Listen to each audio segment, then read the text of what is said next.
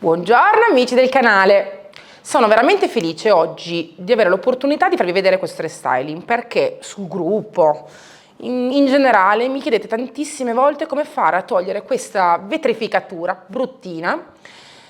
È una vetrificatura che si utilizzava moltissimo negli anni 70, 80, 90. È una polvere particolare che viene scaldata, cotta al forno e quindi si usava per proteggere i marmi belli che ci sono sotto.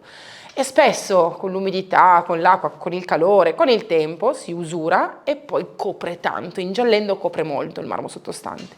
Mi chiedete sempre però come toglierla, come la tolgo, come ripristino il marmo, come mi comporto. Bene, oggi ho avuto la possibilità di recuperare questo bel tavolo, me l'hanno donato e secondo me diventerà un pezzo d'arredo veramente veramente bello, moderno e contemporaneo, anche perché adesso il marmo piace tantissimo a tutti, soprattutto quando è così bello, chiaro e con delle venature così pazzesche, partono da lì e continuano. Perché coprirle?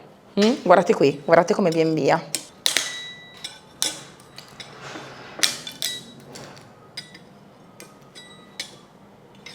Quindi vanno alle ciance, vi faccio vedere come togliere tutta questa vetrificatura vecchia, scrostata, rovinata, con 2 o 3 passaggi. E quindi dove viene via bene, la togliamo facilmente, dove non viene via vi faccio vedere come si fa. Partiamo.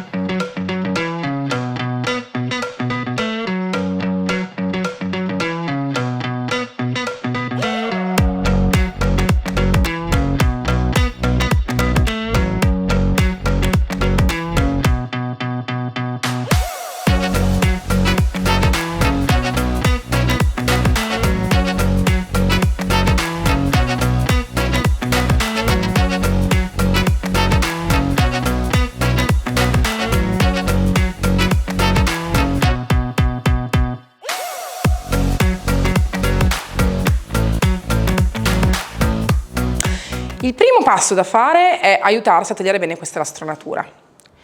Come si fa?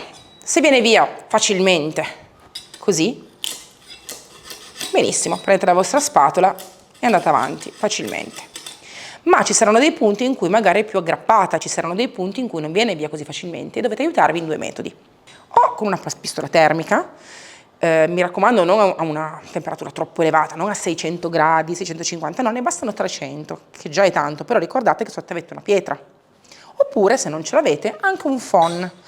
Meglio non mettere l'acqua, quindi meglio non fare la vaporizzata o andare proprio di vapore. Quindi un phon secco, semplice.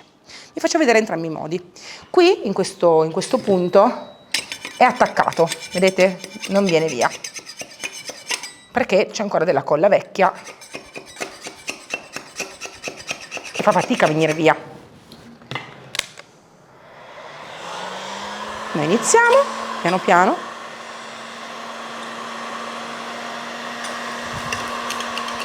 e ammorbidiamo la superficie. Sto usando ovviamente la mia spatola ceppetto che mi scalda la superficie, fa seccare la colla sottostante e grazie alla spatola poi si staccherà il tutto, facendo molta meno fatica.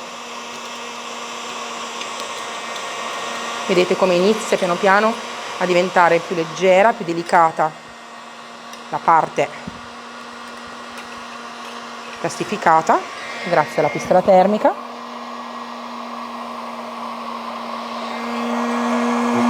E si toglierà più facilmente. Cercate di non usare gli angoli della spatola per evitare di fare dei solchi nel marmo. Piano piano, delicatamente, si va a, vedete, eliminare quasi a scaglie quella che è la vecchia plastificatura. Scaldiamo bene e piano piano, vedete, si alza tutto. Proprio una questione di calore. La scaglia viene via senza fatica. Facciamo la stessa cosa anche con un ferro da stiro.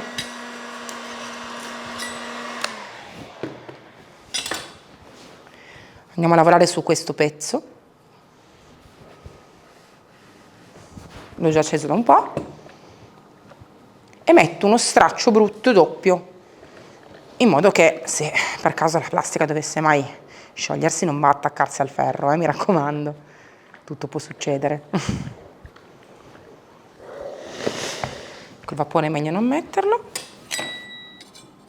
E ora vedete, piano piano ha già scaldato e aiuta la rimozione.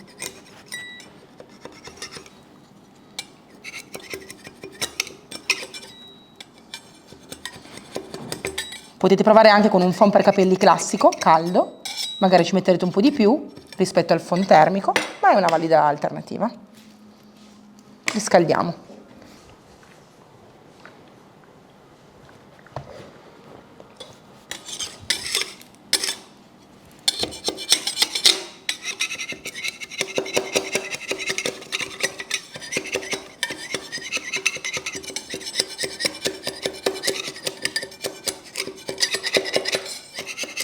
Questo vi permette di togliere via tutta la plastificatura senza rovinare il marmo sottostante.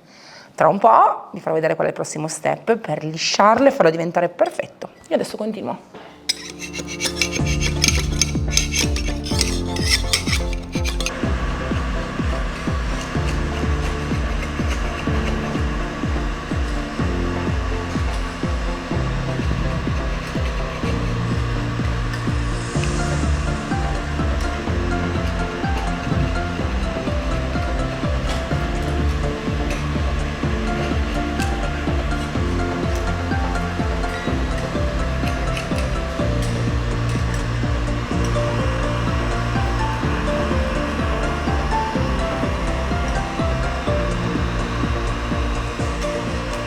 Guardate che spettacolo questo marmo, vedete qua vicino e guardate, non c'è un graffio, non c'è una rovinatura, è perfetto, come se il tempo non fosse passato.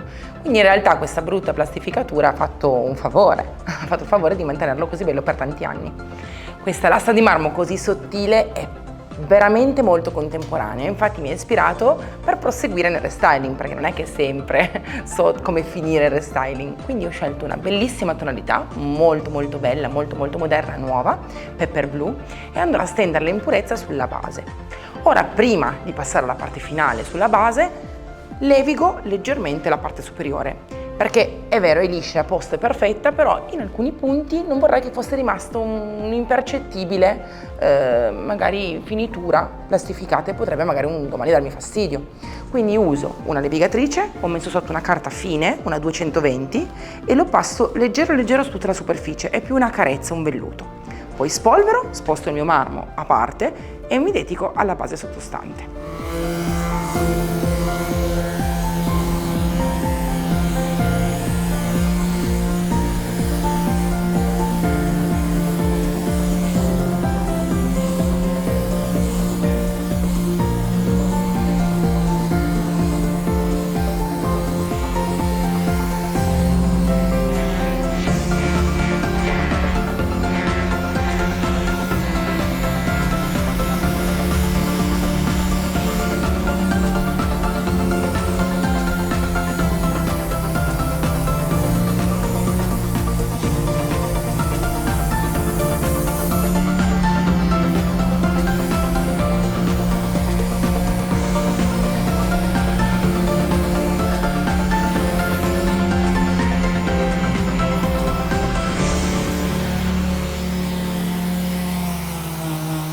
Abbiamo tolto anche i piedini e li abbiamo messi nel aceto e sale perché aveva dei piedini in bronzo meravigliosi e quindi ho detto perché no, togliamoli e lucidiamoli. È arrivato il momento adesso di colorare la base. Pepper Blue, come vi dicevo prima, una tonalità veramente veramente bella, profonda, liscia, un nero blu assolutamente però non scontato, perché è una tonalità molto ferma, spenta ed è molto elegante. Ora lo stendiamo omogeneamente su tutta la superficie, vado a stenderlo anche qui, su questa parte intruciolato, perché in realtà sfarina molto. E stendendo il colore puro, più il protettivo o la cera in generale, dipende poi voi cosa volete dare, aiuta moltissimo a compattare, a non far più sfrigolare nel tempo la superficie. Inoltre il bordo si vede, perché questo bordino qua, quando è appoggiato il marmo, in lontananza si vede e non voglio assolutamente che ci sia questo materiale, ok? Quindi un unico colore, un'unica tonalità su tutta la superficie, in purezza, dove ci saranno semplicemente i piedini a spiccare e vabbè, ovviamente questo marmo spettacolare. Parto utilizzando sia il pennello Elizabeth che il pennello a punta, perché andrò più facilmente nelle scanalature del mobile. A differenza dal Nuit d'Amour, è più spento, come vi dicevo prima, ed ha una nota nera più profonda. Quindi non vi aspettate un Sosia, perché sono due blu completamente differenti. Ora ve l'ho steso qui, che è un legno più scura, e ve lo stendo qui, che c'è il legno più chiaro, una base molto più chiara. E guardate che coprenza spettacolare con una mano. Infatti lo stendo puro, senza diluizione con acqua, e basterà una mano con qualche ritocco. Mi raccomando, se anche voi dovete andare a colorare dei multistrato o dell'impiallacciato, del truciolare come me, non metteteci mai dentro acqua, perché comunque potrebbe gonfiare. Sempre vernice pura.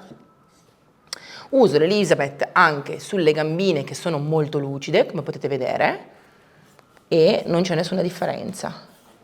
Bello, vellutato, liscio, uno spettacolo.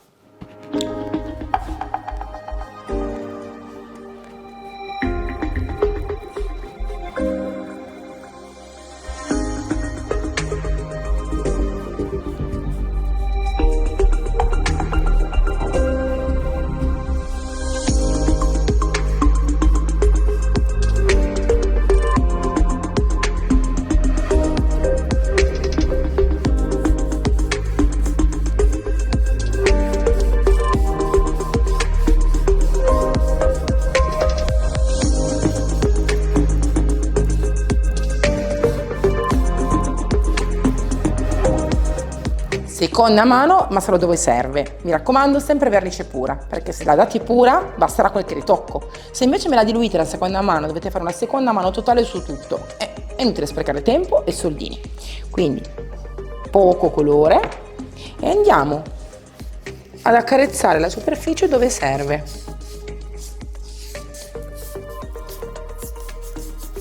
Dove c'è una velatura, dove per caso si vede magari ancora sotto leggermente la tonalità di base, vi assicuro che è coperto talmente bene però che serve veramente pochissimo colore.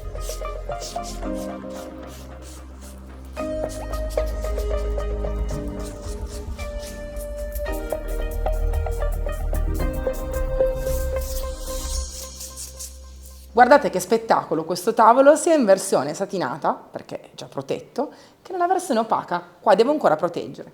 A me piace tantissimo, veramente, è un colore molto profondo, discreto, elegante e veramente di una bellezza disarmante. Provatelo. Ora passerò su tutta la struttura il protettivo satinato, quindi finirò di stenderlo con il pennello Elizabeth. Ma attenzione, perché ci sarà da proteggere il marmo. Avrei potuto farlo lucidare da un marmista? Avrei potuto, ma per quale motivo? Tanto risparmierei, avrei comunque una superficie sigillata, antimacchia, lavabile, anche proteggendolo con il protettivo satinato. In più io voglio assolutamente che sia con la stessa finitura delle gambe, quindi ora non staccatevi da qui perché vedremo come passare il protettivo sulle gambe a pennello, ma anche sul piano superiore, sul marmo, a spugna, in modo da non fare segni di nessun tipo. Inoltre mancano ancora i piedini, che sono un vero e proprio gioiello. Dopo averli puliti con aceto e sale, abbiamo passato una spugnettina con un po' di sapone neutro e abbiamo passato anche il nostro restauratore, la nostra crema di bellezza. All'interno ha delle particelle di bacca di carnauba di cera che rendono il tutto sigillato e quindi non si ossideranno per tantissimo tempo. Ultimi punti per questo restyling contemporaneo, però fondamentali. Dovete imparare bene questi passaggi se volete replicare sul mobile che avete a casa questi tocchi che sono distintivi del restyling, mi raccomando. Pochissimo protettivo, si scarica molto bene perché ne basta poco e si stende. Occhio perché noi non amiamo le gocce sulla superficie, quindi piuttosto strati molto sottili, pochissimo protettivo. Come vedete io uso sempre l'Elizabeth, che è un pennello veramente multifunzione e per il protettivo eccezionale, quindi se ce l'avete sfruttatelo più che potete e guardate che stesura. Io inizierò e passerò una mano da questo lato e quando poi metterò il tavolo sulle sue gambe lo ricontrollerò, perché potrebbe essere che magari qualche punto al contrario me lo sia dimenticato. Spero di no, ma si fa sempre un controllo anche quando si rimette sulle proprie gambe. È arrivato il momento di proteggere col protettivo satinato anche il marmo superiore. Ho preso un barattolino nuovo, pulito, semplicemente perché nell'altro barattolo di prima ne avevo ancora un ditino, ma era un po' torbido, sporco, perché ho appunto protetto la parte blu e ho rimestato dentro. Quindi ho preferito, visto che devo proteggere un marmo bianco, essere sicura che non ci siano imperfezioni. Diluisco, sapete che diluisco sempre a occhio, ma un 10% all'incirca. Sapete che la diluizione va dal 10 al 20%, 30% al massimo quando si tratta di superfici veramente molto ampie o fa veramente molto caldo o ci sono in preventivo più umani. La giro benissimo perché è fondamentale che ci sia veramente un'emulsione perfetta e dopodiché proseguo. Uno dei trucchi per far sì che non ci siano bolle o non ci sia schiuma è prendere la spugna, passarla prima sotto l'acqua e strizzarla benissimo. In questo modo incorporerà meno aria e farà meno bolle. Io ho già messo una pellicola nella mia vaschetta, in questo modo la proteggo e la pulisco più facilmente dopo aver steso il protettivo. Ho girato molto bene, metto un po' di protettivo qui, inizio a riempire la spugna in modo che sia satura e metto ancora del protettivo. In realtà usando la spugna si usa un po' più protettivo rispetto al pennello, ma ci aiuterà a ad avere una superficie perfetta, liscia, senza imprecisioni. Bisogna lavorare in lunghezza, quindi parto da questo lato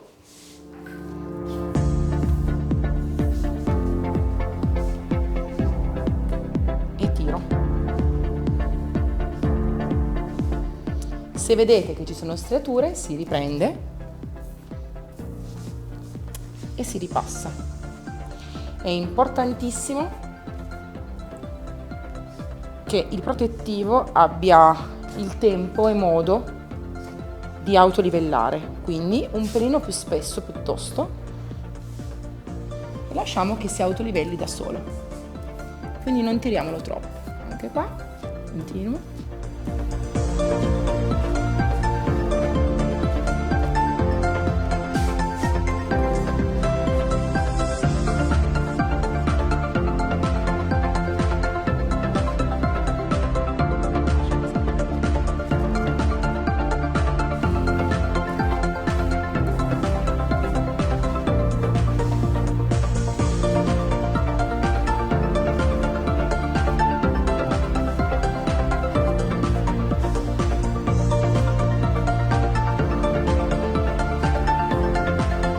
Se voi fate caso, contro luce si può già notare che nei primi punti in cui l'ho passato non ci sono più le striature, perché il protettivo ha avuto modo già di iniziare ad autolivellarsi, quindi si sta aprendo e livellando, e lo farà anche nelle passate successive.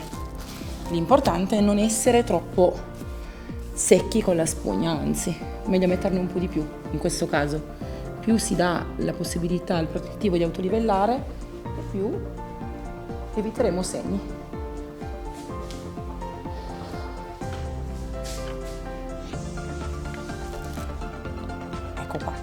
Se vi siete resi conto che in un punto ci sono dei segni perché ne avete messo poco, fate ancora in tempo a ripassare, tipo qui, da un segmento all'altro io aumento leggermente.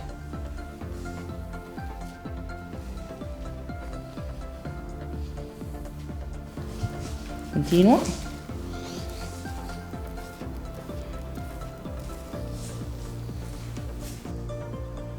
Continuo a rifinire il mio marmo e dopodiché ve lo faccio vedere ambientato in una bellissima location. Allora, che ne dite? Non poteva che stare qui.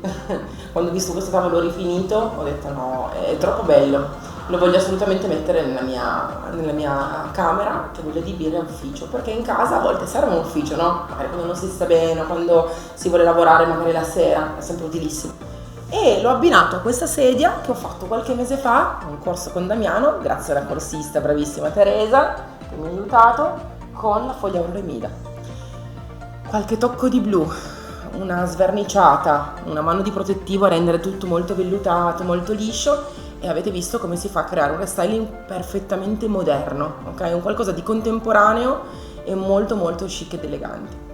Quindi ricordatevi sempre che Magic Paint e le pitture in generale non sono solo per qualcosa di vintage, per stili vintage o anticature o cere o patine, ma si possono realizzare fantastici complementi molto molto moderni. Vi saluto e mi metto a lavorare. Al prossimo restyling!